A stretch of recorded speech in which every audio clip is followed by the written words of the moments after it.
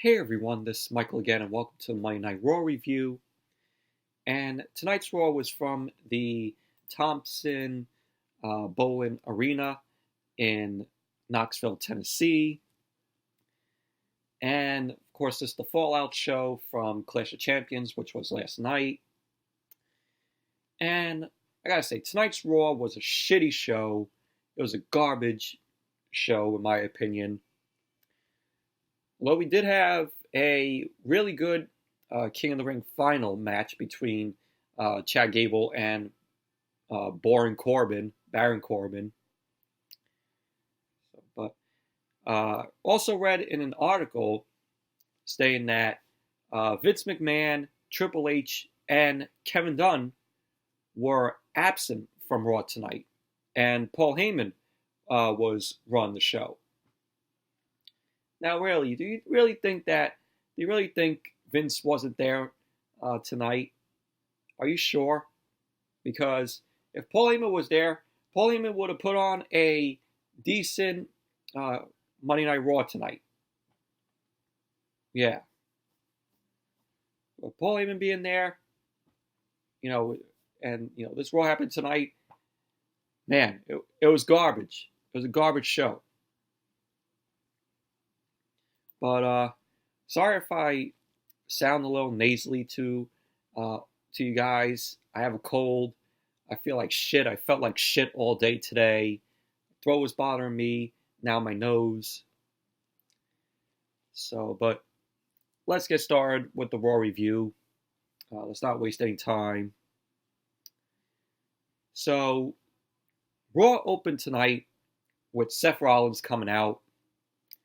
He got on the mic, and he ends up saying, last night was a hell of a night, but he's got a lot to unpack. Seth goes out to talk about losing the tag team titles, the Raw tag team titles, and he ends up putting Braun Strowman over as being large and strong, and admitted that he gave him the fight of his life before, he gave Braun Strowman the props, mad props. So Seth talks about how it took 4 curb stomps and a pedigree to keep Braun Strowman down. He said, and the way he's feeling, he's happy there's no rematch anytime soon. Seth says when he went up the ramp, he didn't have time to celebrate before, the Fiend ended up attacking him. So Seth Rollins announces that in less than 3 weeks, at Hell in a Cell, he's going to get the Fiend, Bray Wyatt, one-on-one inside Hell in a Cell. So then we had the Firefly Funhouse. It was on the Titantron. Bray Wyatt's there. He's waving and, greeting everybody. Bray ends up calling Seth. Bray calls Seth his future best friend. And he says he's glad he's here. And super glad that Seth is okay. And Ramble Rabbit tells Seth Rollins to run. So Bray Wyatt ends up continuing. He was saying, people make mistakes. And friends forgive. But he never forgets. And Bray says maybe that's why he said hello at Clash of Champions. And maybe he'll have more to say tonight. Of course, he's talking about the Fiend. So Bray Wyatt ends up staring into the camera for long. Starts laughing. And he starts telling Seth that he'll see him in hell. And so that's how, the segment ended. But, the whole show tonight revolved around Bray Wyatt. Because there was, some segments, like little cut-ins of the Firefly Funhouse that showed Bray Wyatt putting up picture frames of, all these superstars that, he attacked as the Fiend. So it was revolved. The show was revolved around Bray Wyatt tonight. And then after the segment, you pretty much know that this is going to wind up on Botchamania. And I posted this earlier on YouTube as like a picture, as like a post. It showed that the graphics to show, the matches that, were announced that we were going to see tonight, it was shown that they were upside down. And so Renee Young goes, "Oh, I just noticed that the graphics are upside down." I'm like, "Yes, Renee, we see that." So, we saw that. Then we saw Braun Strowman backstage, gets interviewed. And he says the next guy to step foot in the ring is going to get these hands. And so that was a little interview with Strowman. Then we saw Dolph Ziggler and Robert Roode. They made their entrance. And so then we had the Revival also end up coming out. So your new Raw Tag Team Champions and your new SmackDown Tag Team Champions came out.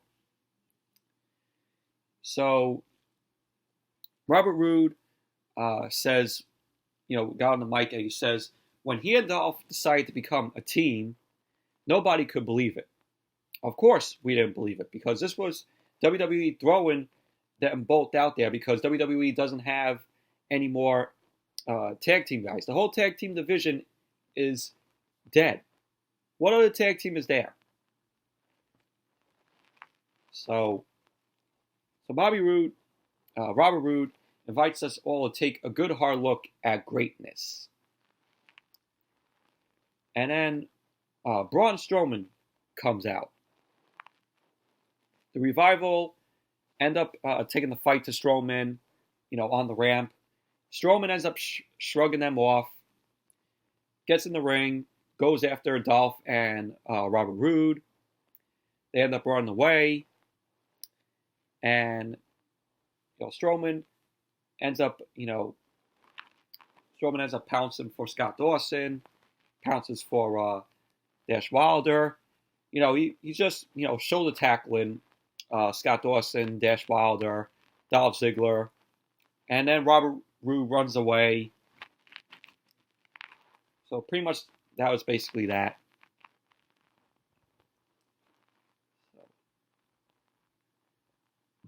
And then we had Alexa Bliss and Nikki Cross. They were backstage. They were chatting about their win last night. And Alexa ends up talking trash about Sasha. And she ends up saying tonight they're going to show her when they beat the Boston Hug Connection. So it's going to be Alexa Bliss and Nikki Cross versus Sasha and Bayley, which happened later on in the night. So you had that. Then you had a 6-man tag. The OC versus Cedric Alexander and the War Raiders.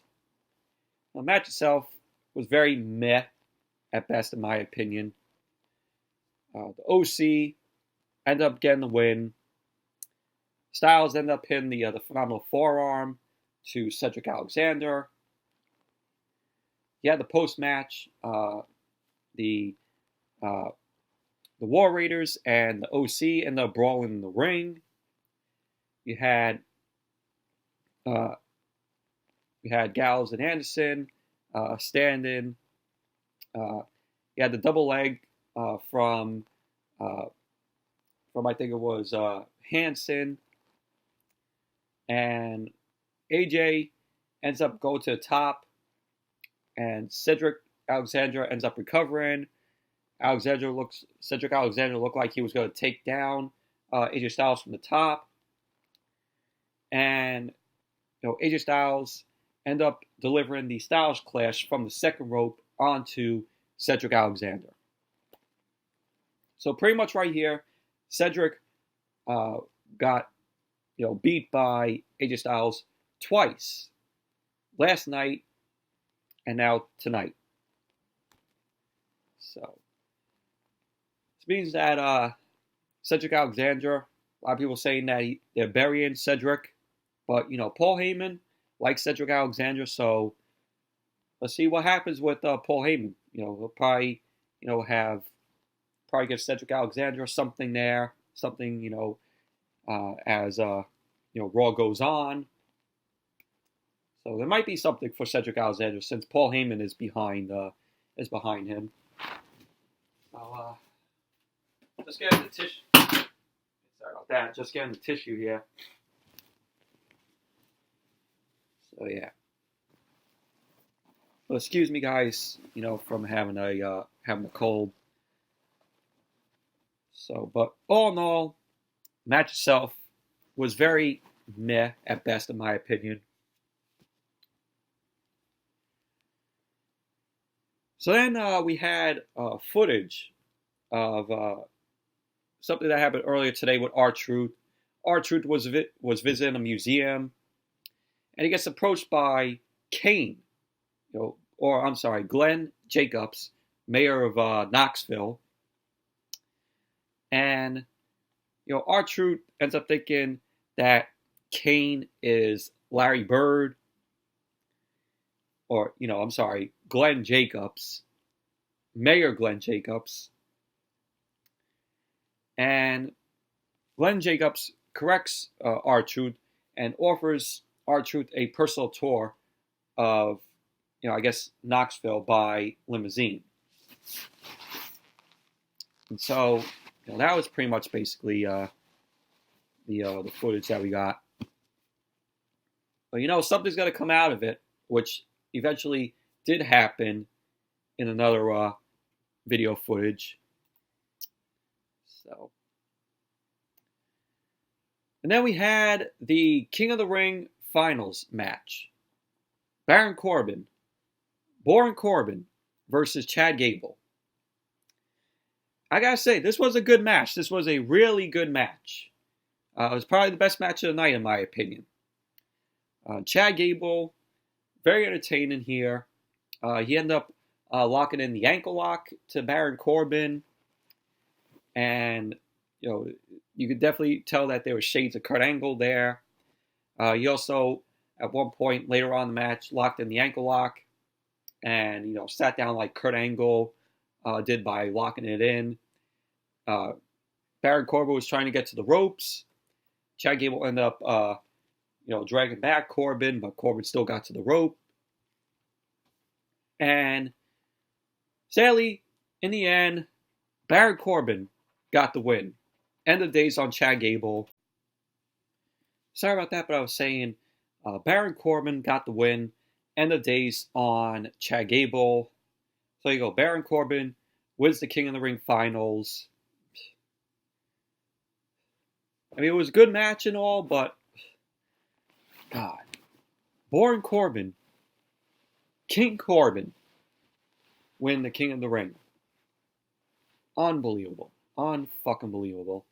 I think Chad Gable, in my opinion, should have deserved to win. But, knowing WWE, they got to give it to Corbin. Because Vince loves Corbin. Which I don't know fucking why, because the guy is boring. The guy is boring as shit, in my opinion. But all in all, good match. It was the best match of the night, in my opinion.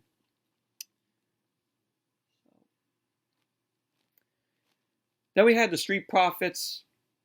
They were going to reveal Maria Kanellis' gender for like the baby, if she's going to have a boy or a girl. This whole thing was fucking garbage. So it went to commercial, and then we had a comeback, and they reveal Maria says the child has been assigned male, so she's gonna be having a boy, and she ends up addressing Mike Kanellis, saying everybody knows that Ricochet is the baby's dad. Like, what? What the fuck is this? This is fucking garbage. I'm like, am I watching Monday Night Raw or am I watching the Maury show? That's what this was. Felt like I was watching Maury. So Ricochet ends up, begging off, saying, "Oh, this is not my kid." And then it leads to Mike Kanellis challenging Ricochet to a match. So Montez Ford jokingly pitches a baby on the pole match, which, that was kind of funny. There we are, Ricochet versus Mike Kanellis. Did not fucking care. It was a short match. Ricochet ends up winning recoil on Kanellis. That was that. Easy win for Ricochet. Absolute garbage. The match was. So we had the Firefly Funhouse. Bray Wyatt was hanging photos of the guys that the Fiend has taken out, and the frames had X's on them. Like there was Finn Balor, there was Mick Foley, Kurt Angle, all the superstars the Fiend ended up taking out. And he says he's gonna go find more friends. So that was that. It was a joy to see Bray Wyatt. Bray Wyatt and the Fiend are the best things going in WWE so far. So then, when Raw came back from the commercial, we had Mike Kanellis. He was sitting on the other ring apron. Maria was out there on the mic. Maria says she thought maybe embarrassing Mike would get him to defend their unborn child's honor. And that she's going to reveal who the father is right now because Mike Kanellis dumbly thought that Ricochet was the father of the baby. So Maria ends up revealing the real father. And it was Rusev. And I'm like, oh my God. Rusev hasn't been shown on TV, hasn't been featured on WWE television in months. And this is what you bring him back for? He should have just stayed out. So did Rusev... So I'm like, when I see this, did Rusev cheat on Lana? That's what was going through my mind after seeing it. So Rusev comes out, he shaved his beard, he had a shaved beard, he only had a mustache. And Rusev gets in the ring.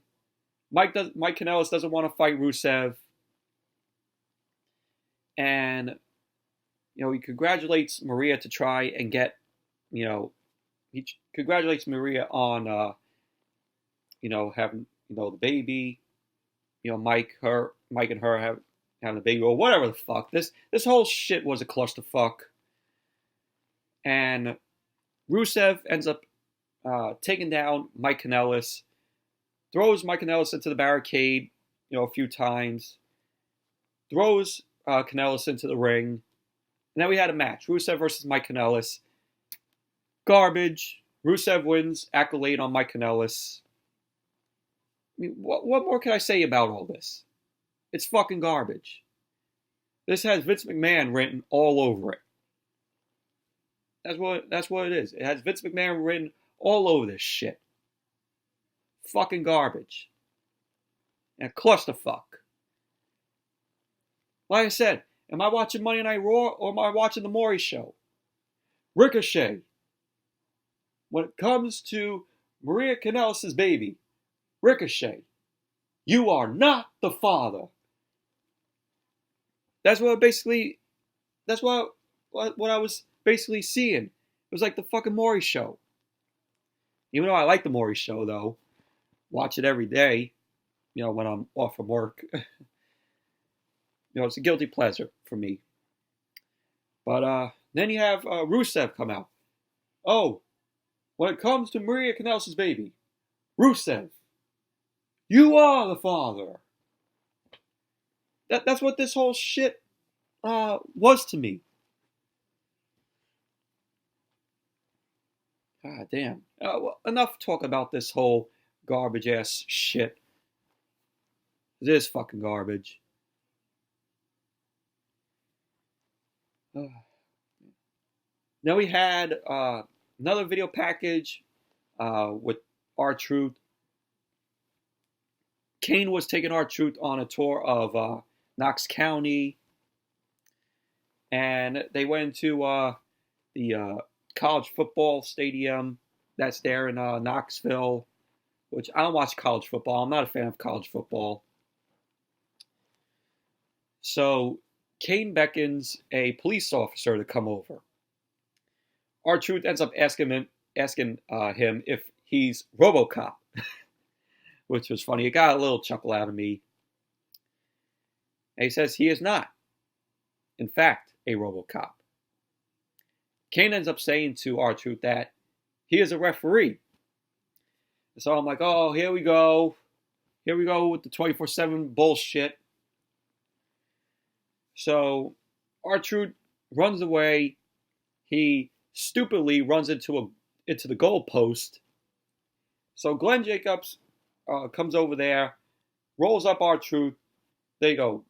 Glen Jacobs Kane is the Jobber Ninja Turtle 24/7 champion. That's what happened. This 24/7 bullshit.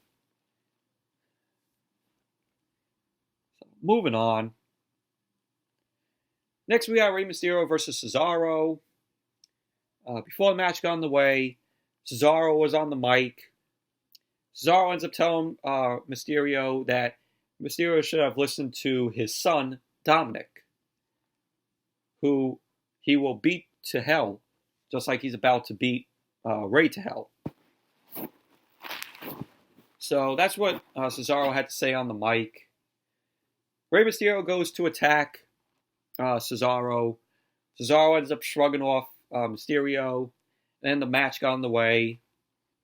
Which the match itself, it was okay. Wasn't great by any means or perfect. But it was an okay match. Rey Mysterio ended up getting the win. He ended up hitting, I think it was like a sort of looked like a pile driver because he did the 619 to Cesaro. Then Mysterio went to the top. Cesaro ended up catching Mysterio, and Mysterio reversed it. They looked like some sort of pile driver, but it looked really cool. So Rey Mysterio went for the pin, and there you go. Rey Mysterio ended up winning the match. All in all, it was an okay match. So then after that, we had the Firefly Funhouse again. Seth Rollins. It showed that Bray Wyatt has now added Seth Rollins to the wall, like the wall of friendship. Has eyes all crossed out, devil horns that were drawn on the picture of Seth Rollins. He hangs it up.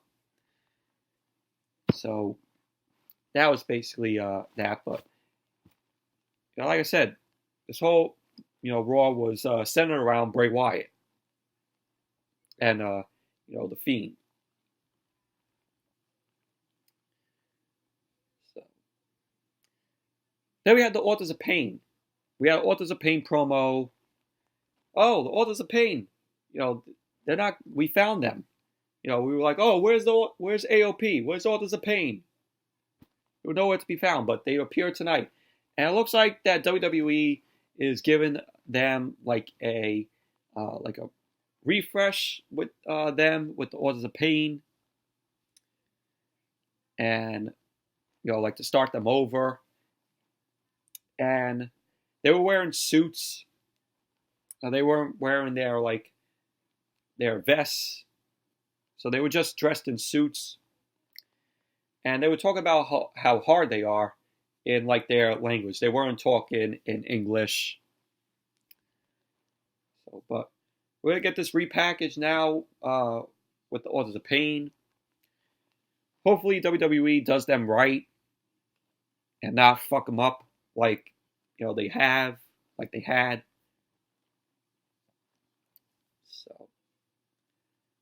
But yeah, it was cool to see Authors of Pain.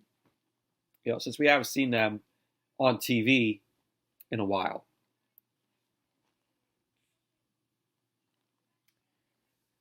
And then after that, we had the women's tag team match: Sasha Banks and Bayley versus Alexa Bliss and Nikki Cross. The match itself, it was okay, in my opinion. It was back and forth between them. You had Sasha Banks go at it, and mostly, sorry about that again, but I was saying, Sasha was working on Alexa. She was also working on Nikki. And Sasha Banks and Bayley end up winning the match.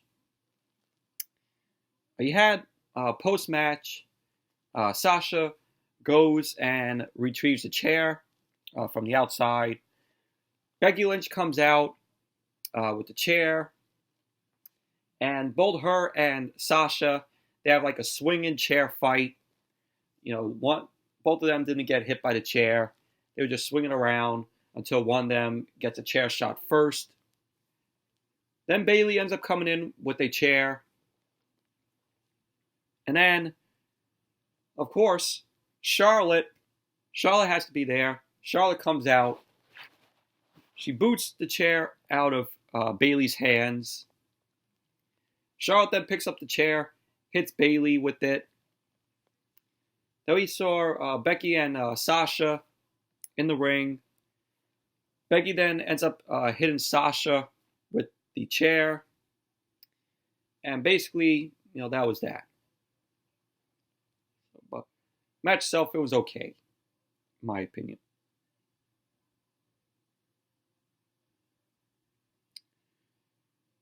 Then when Raw came back from the commercial, Sasha Banks ended up cutting a promo from the locker room. Sasha, just puts herself over. And she ends up challenging Becky Lynch to a rematch at Hell in a Cell. So we had that. So it's going to be Sasha versus Becky at Hell in a Cell. Now we see more footage between R-Truth and Glen Jacobs, aka Kane. So we see Kane arrive at Monday Night Raw. It was earlier in the day. And R-Truth comes up and he ends up rolling Glen Jacobs, Kane, up. And so R-Truth gets the win, wins back the Jobber Ninja Turtle 24/7 title. Whatever. Like I said, I'm tired of seeing this 24/7 bullshit on TV. Stick it to social media. I keep saying this. I keep on fucking saying this. Keep the 24/7 title on social media. It doesn't need to be on TV every single fucking week.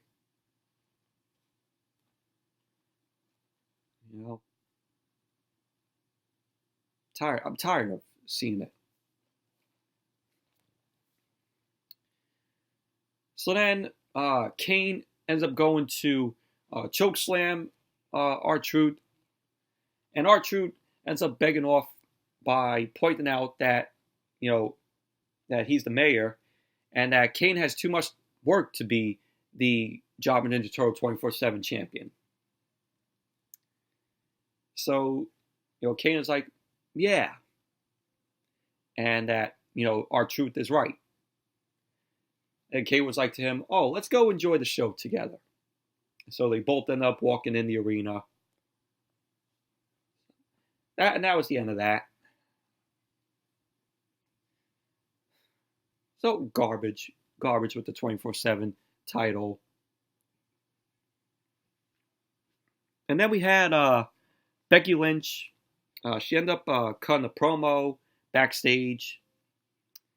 She was accepting Sasha Banks' challenge at Hell in a Cell. And she wanted it to be a Hell in a Cell. So I guess we're going to have Becky Lynch versus Sasha in a Hell in a Cell.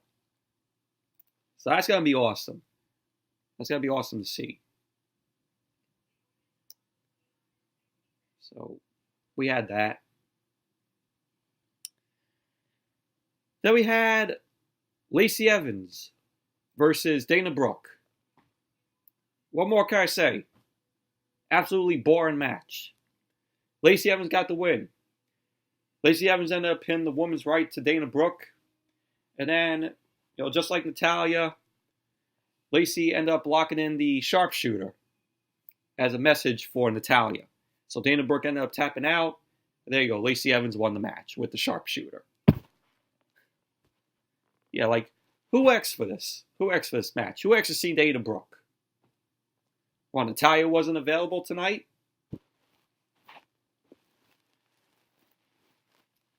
So we had that garbage match. Then we had Seth Rollins versus Robert Roode, which was the main event. Match itself, it was decent at best, in my opinion. Seth Rollins was working on Robert Roode, was doing decently, and we had Dolph Ziggler out there, outside, and the match got disqualified, went into a DQ because Dolph Ziggler ended up coming in. He got involved, and he ended up beating down on Seth Rollins. Then we had the OC come out. OC came out, Gallows, Anderson, Styles. They came out. We had a 5-on-1 attack on Seth Rollins. Robert Roode, Dolph Ziggler, and the OC. Gallows and Anderson end up hitting the Magic Killer on Seth Rollins. Then AJ Styles then delivered the Styles Clash to Seth Rollins. And then, lo and behold, Kane came out. And Kane made his way down, had the mask and his suit and everything, his attire. Kane ends up taking down everyone. Kane ends up chokeslamming the OC, chokeslammed all three guys, Gallows, Anderson, and Styles. And the crowd ended up popping for Kane. And let me tell you, this whole crowd tonight, they popped for Bray Wyatt. They popped in the King of the Ring final. But majority of the whole show, they were silent as hell. They were. And so Kane, went to go do, his thing where he lifts his arms and then the fire goes off. And before, he could do that, the lights went out. The lights dimmed. And the Fiend ended up showing up. The Fiend came, and the Fiend delivered the mandible claw to Kane, choked out Kane with the mandible claw. So Kane ended up rolling out of the ring. Then the Fiend goes to Seth Rollins. So the Fiend ends up close by Seth Rollins, stares at him, and Seth Rollins is just freaked out. He had a freaked out look on his face. And then after that, we had the Firefly Funhouse music. Since it was like 10:59, Firefly Funhouse music showed up. And Firefly Funhouse music got all distorted and warped. It was very creepy. But though it was kind of cool. And so that's when Raw went off the air. But this is shaping up to be a decent build for Hell in a Cell if they keep it at this rate. Hopefully it continues. Hopefully the build to Hell in a Cell continues to be this decent, like what they're doing. Now we have Seth Rollins versus The Fiend at Hell in a Cell. Then Becky Lynch and Sasha Banks also at Hell in a Cell. Hopefully, like I said, the build, WWE keeps this build to Hell in a Cell decent. So, Hell in a Cell might shape up to be a decent pay-per-view.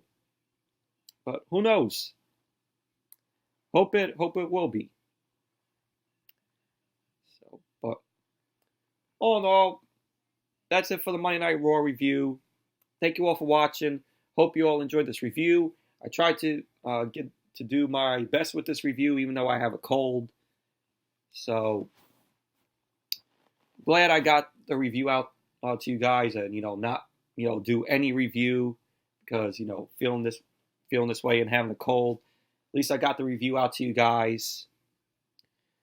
So, but excuse me, if you watch the video, that I have a cold. So, but I hope you all are happy with this review. Try my best. So thank you all for watching. Hope you all enjoyed this review. Definitely give this video a thumbs up, comment, subscribe. And until next video, which will be the SmackDown review. Hopefully I'm better later in the week when I do the SmackDown review. So, but anyways, thank you all for watching. And until the SmackDown review, I'll see you all later.